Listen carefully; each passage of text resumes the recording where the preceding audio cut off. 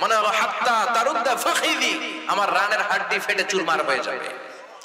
এই কোরআনের ভেতরে এত পাওয়ার দিয়েছে কে? ওই কোরআন পড়ার দরকার আছে না নাই? কোরআন দিয়ে দিন শুরু করার দরকার আছে না নাই? একটা সময় ছিল বাংলার জমিনে 68,000 গ্রাম থেকে সকালবেলা কোরআনের সুমধুর ধ্বনি ভেসে আসতো। এখন ফজরের পরেই ব্রেকের স্কুল আছে না নাই? ক্যাডেট স্কুল আছে না নাই? ইংলিশ মিডিয়াম, কিন্ডারগার্টেন পাঠাবেন, শিক্ষার আলো আপনি জ্বালাবেন, কিন্তু সবার আগে কোরআন, তারপরে অন্য জ্ঞান। আগে কি, পরে অন্য জ্ঞান। Teach your children the Holi Quran, the Holi Quran will teach your children everything. আপনি আপনার ছেলেরা কোরআন শিখান, কোরআন আপনার ছেলেরা গোটা বিশ্ব শিখায় দেবে। Your children can choose any kind of profession, that's not a big deal. যে কোনো পেশায় যেতে পারে, সমস্যা নাই। আমার মতো আসারি হতে পারে, আরেকজনের মতো মাদানি হতে পারে, তারপরে ইমাম হতে পারে, খতিব হতে পারে। He can be an imam, he can be an azhari, he can be a politician, he can be a pilot, he can be a businessman, he can be the member of parliament. That's not a big issue, but he need to know how to recite the Quran with tajweed. Say doctor হোক, engineer হোক, কোনো সমস্যা নাই, কিন্তু কোরআন জানা engineer হতে হবে। চিল্লায় বলবেন ঠিক কিনা? নামাজ পড়বে এমন পাইলট হতে হবে যে পাইলট বিমান ল্যান্ডিং করার পরে মসজিদে ঢুকে কপাল ঘষে ঘষে সেজদা দিবে একজনকে, তিনি কে? এজন্য আপনি দেখালেন না আপনার চেয়ে কপাল পোড়া বাবা আর কেউ হতে পারে নাকি? হতে পারে? ধর্মপ্রাণ ধর্মপ্রাণ আমরা বড়ই ধর্মপ্রাণ, নামাজ রোজার কিছু নাই, ভুলেও ধরি না কোরআন। ধর্মপ্রাণ রোজ সকালে শুনতাম আগে আল কোরআনের বাণী রে, আল কোরআনের বাণী, এখন শুনি সারে গামার দীপ্ত ফ্যান ফেনানি। আছে না নাই? ধর্মপ্রাণ মুসলমান আজকাল হয়েছে মডার্ন। ধর্মপ্রাণ ধর্মপ্রাণ আমরা বড়ই ধর্মপ্রাণ, নামাজ রোজার কিছু নাই, ভুলেও ধরি না কোরআন। ধর্মপ্রাণ প্রতিদিন কোরআন শিখায় যে তার পকেট যায় ফাঁকা রে, তার পকেট যায় ফাঁকা। সপ্তাহে 2 দিন গান শিখায় যে নেয় তো 1000 টাকা। ঠিক কিনা? প্রতিদিন কোরআন শিখায় যে তার পকেট যায় ফাঁকা রে, তার পকেট যায় ফাঁকা। সপ্তাহে 2 দিন গান শিখায় যে নেয় তো 1000 টাকা। ধর্মপ্রাণ মুসলমান আজকাল হয়েছে মডার্ন। ধর্মপ্রাণ ধর্মপ্রাণ আমরা বড়ই ধর্মপ্রাণ, নামাজ রোজার কিছু নাই, ভুলেও ধরি না কোরআন। ধর্মপ্রাণ ঠিক কিনা? কোরআন নাই, কোরআনের তেলাওয়াত নাই, কোরআনের উপর আমল নাই, কোরআনের দাওয়াত নাই, এমন মুসলমান আছে নাড়াই। এজন্য দিন শুরু হবে আমাদের কোরআনের তেলাওয়াত দিয়ে। 1 পৃষ্ঠা হলেও পড়বেন, আধা পৃষ্ঠা হলেও পড়বেন, একটা লাইন হলেও আমাদেরকে অর্থ বুঝতে হবে। রাজি আছেন? রাজি আছেন সবাই? আমরা মুসলমানের বাচ্চা হয়েও কোরআন পড়ি না, আমরা মুসলমানের সন্তান হয়েও কোরআন শুনি না। বিশ্বনবীর জামানায় কাফির মুশরিকগুলো বিশ্বনবীর কণ্ঠের কোরআন শোনার জন্য পাগল হয়ে যেত। আবু জাহাল লুকিয়ে কোরআন শুনতো, জানেন না? উতবা, শাইবা, ওয়ালিদ ইবনে মুগীরা, মক্কার পার্লামেন্টের সবগুলো মেম্বার অফ দা পার্লামেন্ট লুকায় লুকায় বিশ্বনবীর কোরআন শুনতো।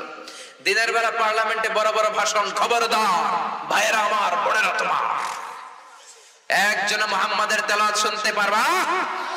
যে যাবা পিটায়া সাইজ করে দিব, একেবারে গুম করে দিব। ঠিক কি না? খবরদার মুহাম্মাদের কণ্ঠের তেলাওয়াত শুনতে যাবা না। কিন্তু রাতের বেলা আবু জাহেল নিজেই লুকিয়ে লুকিয়ে শোনে, কারণ বিশ্বনবীর কণ্ঠের মধ্যে রব্বুল আলামিন এমন জাদু ঢুকিয়েছে, একবার শুনলে বারবার শুনতে মনে চায়। একবার যদি কেউ বিশ্বনবীর কণ্ঠের তেলাওয়াত শুনেছে, আবার শোনার জন্য ব্যাকুল হয়ে থাকতো, আকুল হয়ে থাকতো, পাগল প্রায় হয়ে থাকতো। ঠিক কি না? এজন্য পার্লামেন্টে আবু জাহেল পাশ করলো, কেউ মুহাম্মাদের বাড়ির কাছে যাবি না, যদি যাস খবর আছে। রাতের বেলা মনে মনে ভাবে আজকে পার্লামেন্টে এমন বিল পাস করছি, কেউ যাবে না, আমি যাই। সুবহানাল্লাহ পড়েন। এটা কি বিশ্বনবীর যেন তেন কণ্ঠ হইলে ওরা পাগল হইছে, নাকি সুর করা, পাগল করা সুরের ঝংকার ছিল নবীর কণ্ঠে? আবু জাহেল লুকিয়ে লুকিয়ে বিশ্বনবীর বাড়ির সামনে হাজির।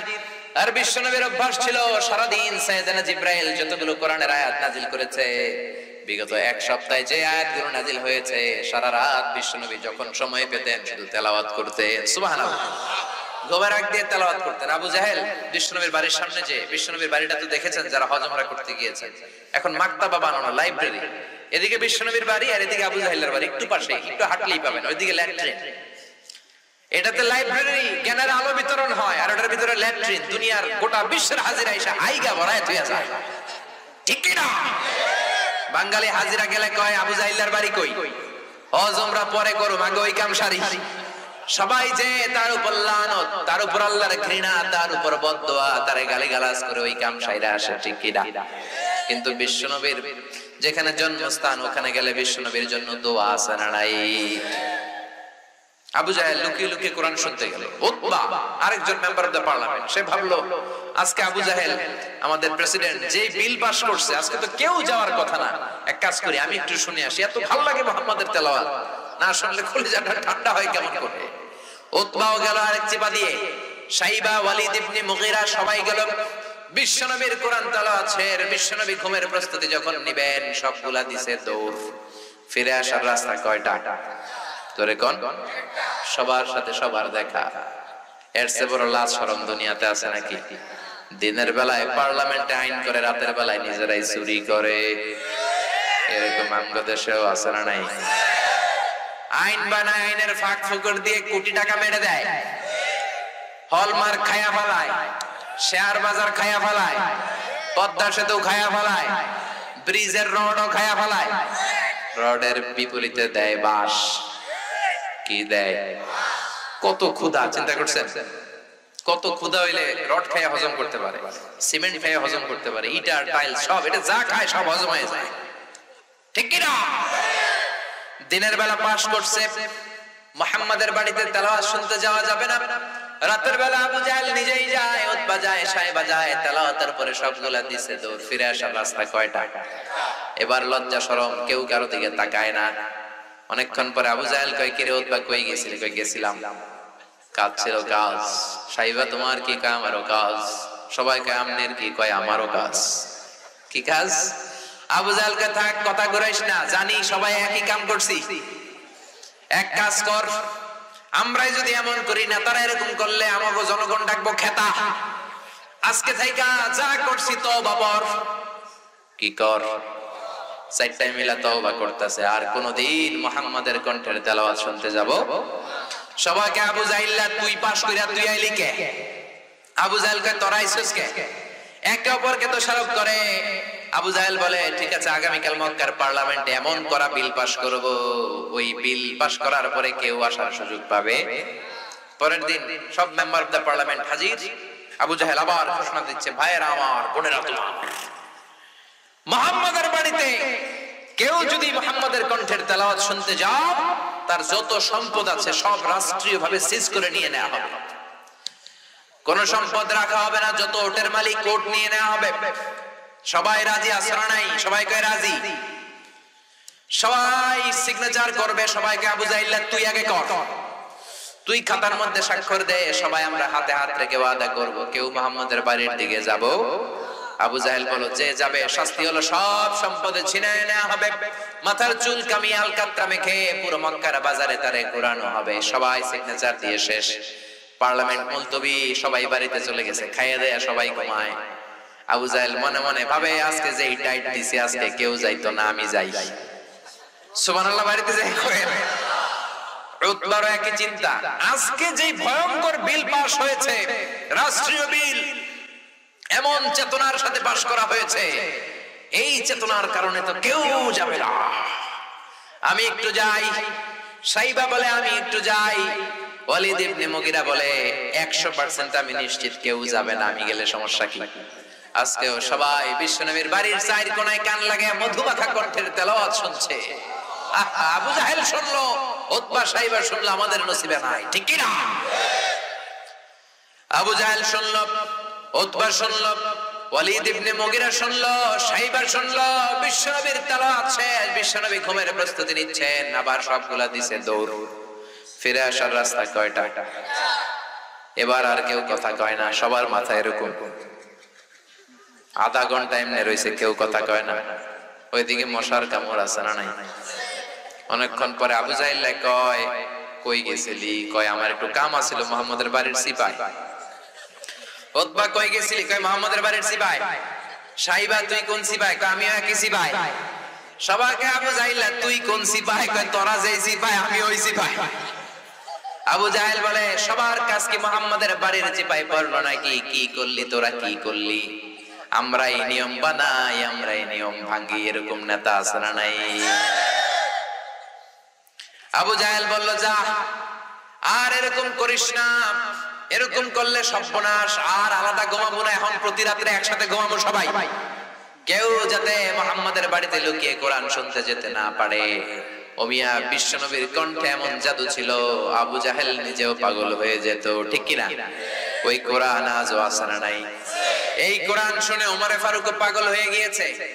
বিশ্বনবী মক্কার কাবার সামনে তেলাওয়াত করছে, সাইয়েদনা ওমরে ফারুক বিশ্বনবীর কণ্ঠে তেলাওয়াত শুনে অবাক। কিরে, এত সুন্দর কণ্ঠ আর এত চমৎকার কথা, মুহাম্মদ তো এই এলাকার মানুষ, এই কথাগুলো পেল কোথায়? নিশ্চয়ই মুহাম্মদ কবিতা লেখে, নিজের বানানো কবিতা।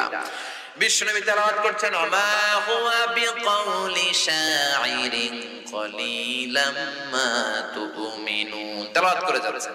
এই আয়াতের অর্থ হলো এটা কোনো কবিতার কবির কোনো কথা নয়, অল্প সংখ্যকই তোমরা ঈমান। এটা শুনে তো ওমর ফারুক অবাক। কিরে, আমি মনে মনে ভাবলাম এটা মনে হয় কবিতা। মুহাম্মদ তার তেলাওয়াতের মধ্যে দিয়ে বলছে এটা কবিতা নয়, তাহলে মুহাম্মদ আমার অন্তরে কি চলতেছে এটাও জানে। তাহলে মুহাম্মদ গণক, গণকের আরবি কাহেন, গণকের আরবি কি? বিশ্বনবী তো ওইদিকে তাকায় না, বিশ্বনবী তেলাওয়াত করে যাচ্ছেন, ওয়ালা হুয়া বিকাউলি কাহিনিন কলিলাম মা তাযাক্কারুন। এর অর্থ হলো এটা কোনো গণকের কথা নয়, খুব অল্প সংখ্যকই তোমরা উপদেশ গ্রহণ করো। ওমর আর ধৈর্য ধারণ করতে পারে না। কিরে, ভাবলাম কবিতা, মুহাম্মদ তেলাওয়াত দিয়ে জবাব দেয় কবিতা নয়। ভাবলাম মুহাম্মদ মনের খবর জানে, সে গণক। মুহাম্মদ কোরআনের আয়াত দিয়ে জবাব দেয় এটা কোনো গণকের কথা নয়, তাহলে এটা কার বাণী? বিশ্বনবী বললেন তানজিলুম মির রাব্বিল আলামিন, এটা গোটা বিশ্ব যিনি সৃষ্টি করেছেন ওই আল্লাহর বাণী, ঠিক কি না?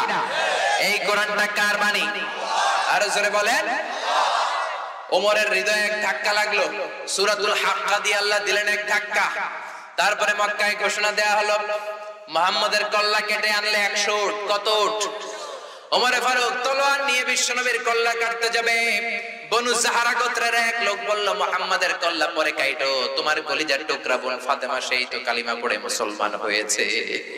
অ্যাবাউট টার্ন বাড়িতে চলে গেল, যে দেখে খুবাইব নামক সাহাবী ওমরের বোন ফাতেমা বোন জামাই সাঈদকে সূরা তাহা পড়ায়। ওমরের আওয়াজ পেয়ে খুবাইব খাটের ভেতরে ঢুকে ফেলেছে, যে দেখে বোন আর বোনের জামাই কোরআন পড়ে। কি পরশ, কথা কয় না, দিল বোনের থাপ্পড়, বোনের জামাইকে থাপ্পড় মারতে মারতে রক্তাক্ত করার পর সাইয়েদনা ওমর কলিজার টুকরা বোন ফাতেমারে বড্ড বেশি ভালোবাসতো। রক্ত দেখে ওমরের কলিজাটা ঠান্ডা হয়ে যায়। ওমর বলে, কি আছে এই কোরআনে? কি আছে? তোরা সবাই এরকম পাগল হলি কেন? কি এনেছে নতুন করে মুহাম্মদ? মক্কার সব লোকগুলো কালিমা পড়ে কেন? কি আছে তোদের কিতাবে? আমার হাতে দে। বোন বলে, ইন্নাকা নাজিস, তুমি অপবিত্র, ওযু করে আসো। ওযু ছাড়া, গোসল ছাড়া কোরআনের আয়াতকে স্পর্শ করা যাবে? সাইয়েদনা ওমর ওযু করে আসলেন। সাইয়েদনা ওমর চমৎকার করে আরবি পড়তে জানতেন। সূরা তাহার আয়াতগুলো দেওয়ার পরে সাইয়েদনা ওমর পড়তে লাগলেন, চিন্তা করতে লাগলেন, তাহা মা আনসালনা আলাইকাল কুরআনা লিতাশকা ইল্লা তাযকিরাতাল লিমান ইয়াখশা তানজিলাম মিম্মান খালাকাল আরদা ওয়াস সামাওয়াতিল উলা। আল্লাহু আকবার। সাইয়েদনা ওমর পড়ে অবাক হয়ে যায়। কি চমৎকার কণ্ঠ, কি চমৎকার ভাবে উনি বললেন। ফাতেমা অবাক হয়ে যায়। চমৎকার আরবির অর্থ বুঝতেন। যখন কোরআন পড়তে লাগলেন ওনার অন্তরটারে নরম করে দিল কে? এবার আর সহ্য করতে পারে না। ফাতেমারে বলল, ও ফাতেমা, বিশ্বনবী কই থাকে? বললেন উনি আরকাম ইবনে আবি দারিল আরকামের ঘরে সাফা পাহাড়ের পাদদেশে মানুষকে কোরআন শিখায়। তলোয়ার নিয়ে চলে গেল। বিশ্বনবীর চাচা হামজা দেখে বলল, ও মুহাম্মদ, তোমারে মারার জন্য মক্কার বীর পুরুষ ওমরে ফারুক তলোয়ার নিয়ে এসেছে, তুমি পালিয়ে যাও। বিশ্বনবী বললেন আমি পালাবো না, আমি গত এক সপ্তাহ ধরে আল্লাহর কাছে দোয়া করে যাচ্ছি, মক্কার দুইজন লোক আবু জাহেল অথবা ওমর, এই দুইজনের একজনকে আল্লাহ তুমি ইসলামের ছায়াতলে ঢুকাইয়া দাও। সবাই সরো, ওমরকে আসতে দাও। আমার মনে হয় তাহাজ্জুদের নামাজ পড়ে আমি যেই দোয়া করেছি আজকে ওই দোয়াটা কবুল হতে চলেছে। সাইয়েদনা ওমর ফারুক আসলেন, তলোয়ারটা দিয়ে একটা জামিনা সার দিয়ে বললেন আশহাদু আন্নাকা রাসূলুল্লাহ, আশহাদু আল্লা ইলাহা ইল্লাল্লাহ ওয়া আন্নাকা মুহাম্মাদুর রাসূলুল্লাহ। আমি সাক্ষ্য দিলাম আল্লাহ ছাড়া কোনো ইলাহা নাই, আপনি মুহাম্মদ আল্লাহর রাসূল। এই কোরআনের বাণী যার কলিজার মধ্যে লাগে তার কলিজাটারে ঠান্ডা করে দেয় কে? জোরে বলেন। এজন্য এই কোরআন দিয়ে সমাজ সাজাতে রাজি আছেন না নাই? জিমায় পড়ছেন আপনারা? জেগে আছেন? তাকবীর দেন, লিল্লাহি তাকবীর। এই কোরআন দিয়ে সমাজ সাজাতে হবে, ঠিক কি না? এই কোরআন দিয়ে যদি জীবন না সাজান জীবনটা সুন্দর হবে না। এই কোরআন দিয়ে ফ্যামিলি না সাজালে ফ্যামিলিটা জান্নাতি ফ্যামিলি হবে না। এই কোরআন দিয়ে সমাজ না চালালে সমাজ সুন্দর হবে না। এই কোরআনের আইন সমাজে বাস্তবায়ন না হলে র‍্যাব, পুলিশ, বিডিআর দিয়ে সমাজ থেকে অন্যায় দূর করা যাবে না। চিল্লায় কোন ঠিক কিনা? দুর্নীতি দমন কমিশন দিয়ে কিচ্ছু করা যাবে না। আমি এটার নাম দিয়েছি ল্যাংড়া দুদক। কি দুদক? যেই দুর্নীতি দমন কমিশন দুর্নীতি খুঁজে বেড়াবে, ওই দুর্নীতি দমন কমিশনের ভিতরে দুর্নীতি আছে না নাই? আছে না নাই? এই জন্য কোরআন দিয়ে সমাজটা সাজাতে হবে। এই কোরআন দিয়ে যদি সমাজকে সাজানো যায় ওই সমাজে আর ইফতিজিং থাকবে না। 31st নাইটে কেউ মেয়ের ওন্না ধরে টান দিবে না, খাদ্যে ভেজাল দিবে না, মাছে ফরমালিন দিবে না, ওজনে কম দিবে না, টেন্ডারবাজি করবে না, চাঁদাবাজি করবে না, অন্যায় ভাবে জুলুম অত্যাচার করে কাউকে জেল জরিমানা দেওয়া হবে না। চিল্লায় এখন ঠিক কিনা? এজন্য কোরআনটা হলো আপনার জীবনের সমাধান। জীবনের সব অঙ্গনে যদি কোরআনকে আপনি ফিট করে দেন সব ধরনের সমস্যার সমাধান করে দিবে কে? পৃথিবীতে যেই বইটা সবচেয়ে বেশি ছাপানো হয়েছে বইটার নাম কি?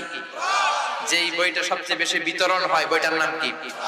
যেই বইটা সব সময় পড়া হয় বইটার নাম কি?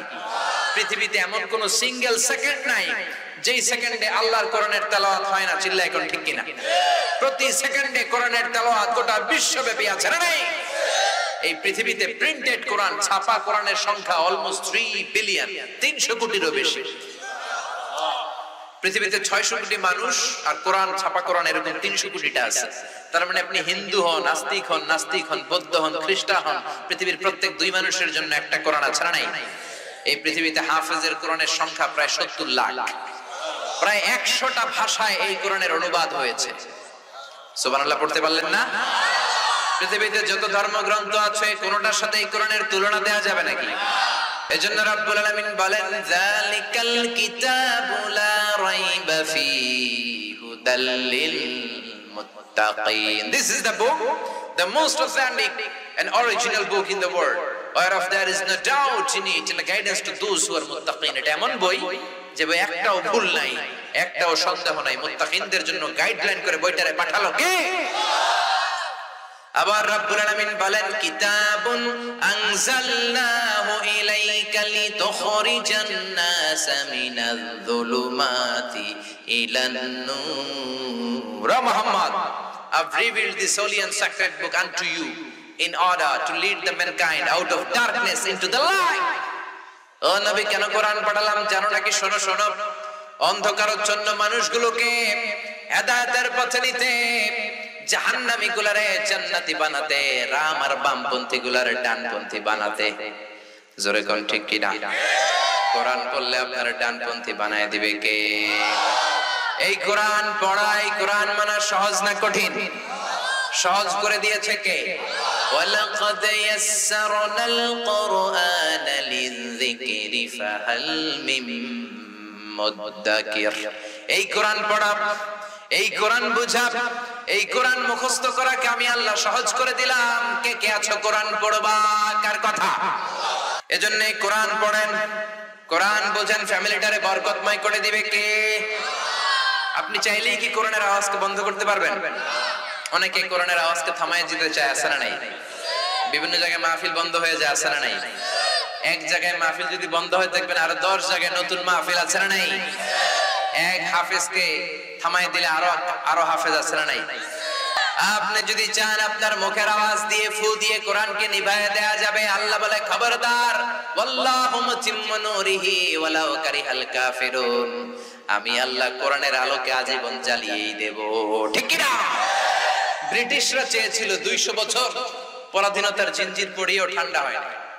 তারপর চেয়েছে ভারতবর্ষ থেকে কি করে কোরআন দূর করা যায়।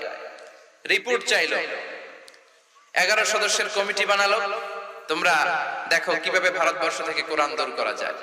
তারা রিপোর্ট দিল, if you want to destroy the holy book Quran from Indian subcontinent, you have to make fire on all the scriptures. কোরআনের সবগুলো কপিতে আগুন ধরায় দাও, তাহলে কোরআন দূর হয়ে যাবে। এই রিপোর্টটা সঠিক কিনা দেখার জন্য ব্রিটিশরা ইংল্যান্ড থেকে আরো 33 সদস্যের কমিটি পাঠালো। তারা রিসার্চ করে দেখেন নে কখনোই না যে the previous report was absolutely wrong, আগের রিপোর্টটা ভুল ছিল। নতুন রিপোর্ট হচ্ছে ভারতবর্ষের এলাকাগুলো থেকে কোরআনকে দূর করা সম্ভব নয়, because they don't just write down and print down the Quran on blank pages, they memorize the Quran in their heart. 33 সদস্যের কমিটি ইংল্যান্ডের রিপোর্ট পাঠালো, আগের রিপোর্ট ছিল ভুল। আমরা রিসার্চ করে দেখলাম ভারতবর্ষ থেকে বাংলাদেশ, ভারত, পাকিস্তান থেকে কোরআন দূর করা এত সোজা না। কারণ বাংলাদেশ, ভারত, পাকিস্তান এই তিন দেশের লোকেরা কোরআন শুধু কাগজে লিখে রাখে না, তারা হেফজ করে তাদের সিনার মধ্যে ঢুকায় রাখে। চিল্লায় বলেন ঠিক কি না? আপনি কোরআনের কপিগুলো আগুন দিয়ে জ্বালায় দিলে কোরআন শেষ হয়ে যাবে? তুই বেটা নাস্তিকের বাচ্চা আসাদ নূর কোরআনের উপরে পেশাব করলে কোরআনের মর্যাদা কমে যাবে? আপনি গোটা বিশ্বের সব কোরআন জ্বালায় দেন, আমার হাফেজ ভাইদের কলিজায় কোরআন আছে না নাই?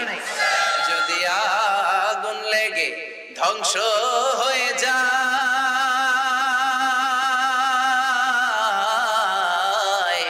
ধ্বংস হয়ে যায়, যদি আগুন লেগে যায় পুড়ে যায় পৃথিবীর সব বইয়ের দোকান, বিশ্ব থেকে হারাবে না পবিত্র কোরআন, বিশ্ব থেকে হারাবে না পবিত্র কোরআন। আল্লাহু আকবার। এজন্য আগুন জ্বালায় দিয়ে কোরআন দূর করা যাবে না, তাফসীর মাহফিল বন্ধ করে দিয়ে বাংলাদেশ থেকে কোরআনকে উচ্ছেদ করা যাবে না। ঠিক কি না? এই কোরআনের গণজোয়ার, কোরআনের বিজয় পৃথিবীর কোনো মানুষ ঠেকিয়ে রাখতে পারবে নাকি? জোরে বলেন। এই কোরআনের মধ্য থেকে কেউ যদি ভুল খুঁজতে যায়, তাদের নিজের জীবনের ভুলটাই তারা খুঁজে পায়। ঠিক কি না? ডক্টর মরিস বুকাইলি, উনি ছিলেন ফ্রান্সের বিখ্যাত সার্জন। উনি চাইলেন আমি কোরআনের ভুল ধরবো। 1980 সালে মক্কাতে একটা এডুকেশন কনফারেন্স হয়েছে। সেই কনফারেন্সে উনি যে অনেক মুসলমানদের সাথে পরিচয় হলো। তিনি ভাবলেন আমি কোরআনের ভুল ধরবো। কি ধরবো? কথা শুনতেছেন না ঘুম আসছে? শেষ করে দেই, অনেক রাত হলো তো, আর 2-1 মিনিট বলবো। ইনশাআল্লাহ পড়েন, ইনশাআল্লাহ চিল্লায় পড়েন, ইনশাআল্লাহ। ডক্টর মরিস বুকাইলি ফ্রান্সে ফিরে আসলো, কোরআনের ভুল ধরবে, কিন্তু কোরআন নিয়েছে। উনি ফ্রেঞ্চ ভাষার মানুষ। কোন ভাষা? কোরআন কোন ভাষায়? কথা বলেন। আরবিতে পড়তে পারে না। সে সৌদি আরবের কিছু ইউনিভার্সিটির সাথে যোগাযোগ করলো, আমি আরবি শিখতে চাই। উদ্দেশ্য একটা, কোরআন বোঝা না, কোরআনের ভুল ধরা। 5 বছর আরবি শিখি, শিখার পরে এখন যাই পড়ে তাই বুঝে। আরবি শিখার পরে কোরআনের ভুল ধরার জন্য পড়তে শুরু করেছে। এক এক পাতা করে পড়ে আর অবাক হয়ে যায়। এক এক পাতা করে কোরআন পড়ে আর অবাক হয়, কোরআনে এমন কোনো জিনিস নাই যে আল্লাহ বলে নাই। সাগরের কথা, মহাশূন্যের কথা, এমব্রয়োলজির কথা, হিউম্যান অ্যানাটমির কথা, বুটানির কথা, geology, zoology, embryology, astrology, cosmology, সবকিছু কোরআনের ভিতর আছে না নাই? সে পড়তে পড়তে 30 পারার মিনাল জিন্নাতি ওয়ান নাস পর্যন্ত পড়ে অবাক।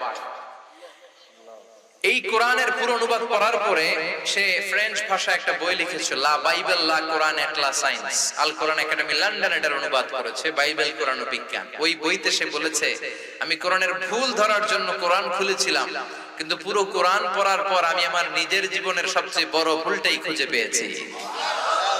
এই ডক্টর মরিস বুকাইলি কালিমা পড়ে মুসলমান হয়েছে, নাম রেখেছে সুলাইমান। সুবহানাল্লাহ পড়বেন না?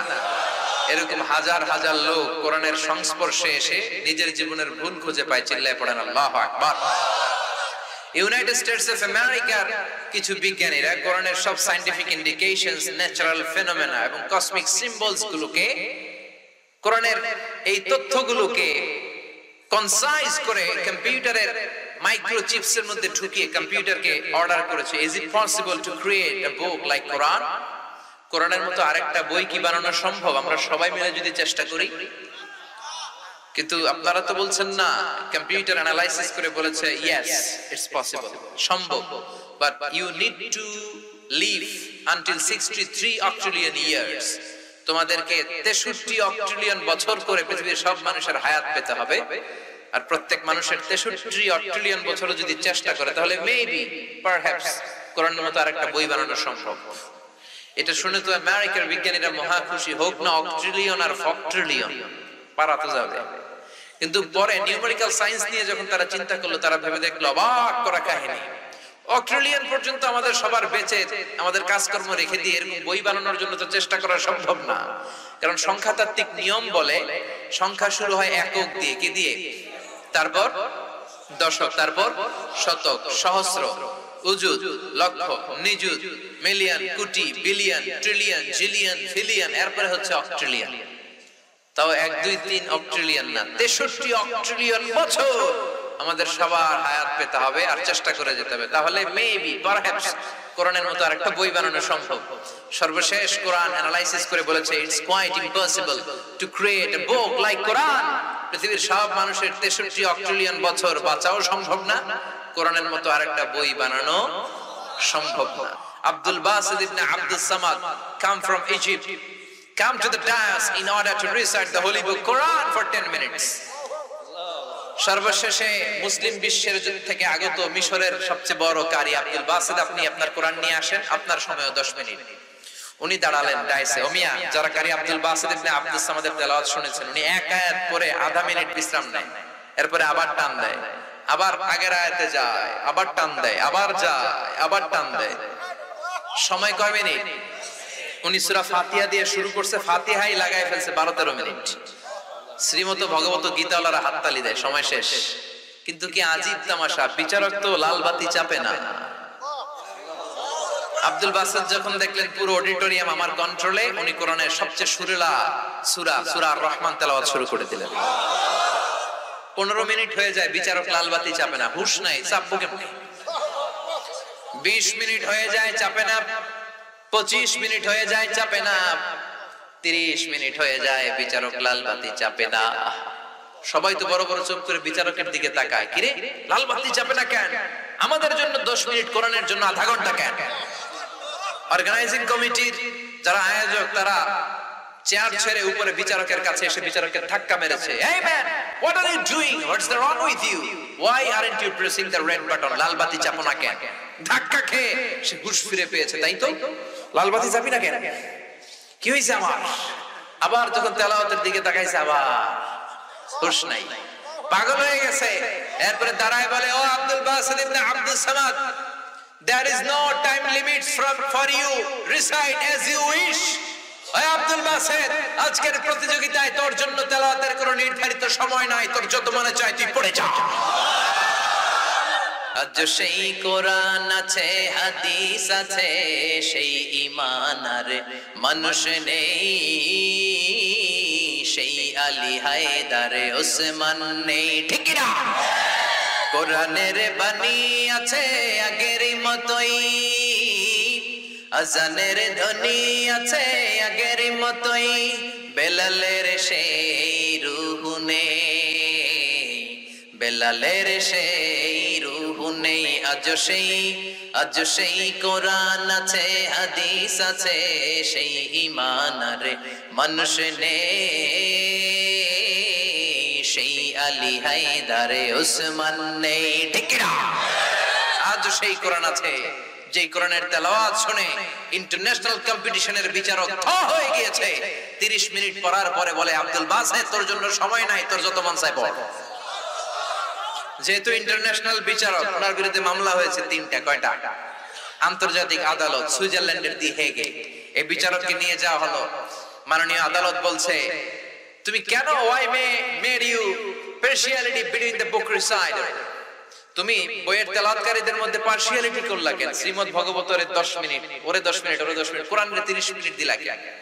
বিচারক কয়, মাননীয় আদালত, আমার কিছু প্রশ্ন আছে, I have some question to you. কি প্রশ্ন? সে বলে, যখন আমি শ্রীমদ ভগবত গীতাকে ডাক দিলাম, আমার হুঁশ আছে, আমার সময়ের জ্ঞান আছে, আমার নার্ভাস সিস্টেম তখনও কাজ করছে, আমি কোথায় আছি আমি জানি। 10 মিনিট গনে আমি লালবাতি চাপ দিলাম, সে চলে গেল। একের পর এক সবাইকে ডাক দিলাম, আমার হুঁশ আছে, কিন্তু ক্লিন শেভ করা, ঢোলা একটা জুব্বা পরা, মিশরীকারীরা দাড়ি রাখে না, ওই আব্দুল বাসেত আব্দুল সামাদ কোরআন নিয়ে এসে কি বলে যে আউযুবিল্লাহ বলে একটা টান দিল, আমার হুঁশ তখন থেকেই নাই। আমি কি সাগরের উপরে আছি নাকি জমিনের উপরে নাকি মহাশূন্যে, আমি নিজেও জানি না।